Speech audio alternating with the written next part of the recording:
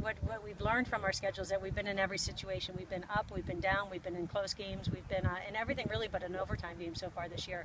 So I do think that playing our tough schedule has prepared us well. Thank goodness we came through it okay, and that we're still standing here on May 19th.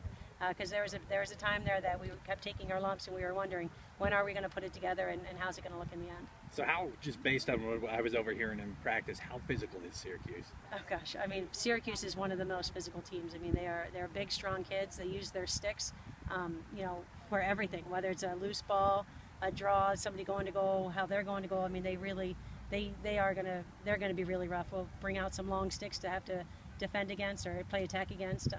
We'll bring out some football pads too to really just try to knock our girls off their line and make sure that they're getting tougher and more resilient as the week goes on.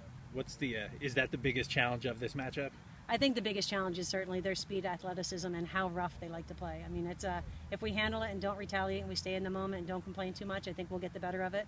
But your worst case scenario is you get knocked around a little bit too much and you retaliate, and then we end up getting carded for it. So we're really trying to work on our kids all week long, just keeping cool, staying in the moment, play our game, and don't get pulled into any other direction than what you want. Where does scoring 6 straight goals in the second half to beat North Carolina in Chapel Hill to get to the Final Four kind of rank on your list of games? I'll tell you, as it was happening, it was so in the moment, and so it didn't seem drastic or desperate or at any point. It seemed like the girls had so much control, and then they kept getting the draw control. So at the end of the game, when somebody told me it was 6 straight, is when I actually realized that that's what had just happened.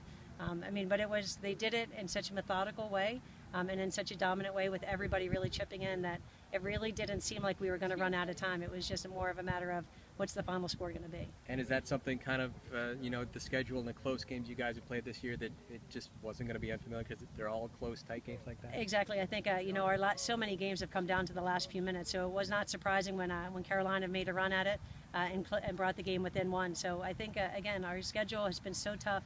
And we've been through almost every single scenario with every piece of weather condition thrown at us. So I think that we're more than ready, and we're just excited to be preparing right now. And how different is a Final Four game, neutral site, just the atmosphere around it? I think the exciting part is you go up so many days ahead of time, and there's a banquet with all the teams, and so many of the girls have friends on other teams, and we're friends with all the coaches. So it's just a great celebration for lacrosse, and to be one of the last 4 teams standing, it's just great to be in that mix.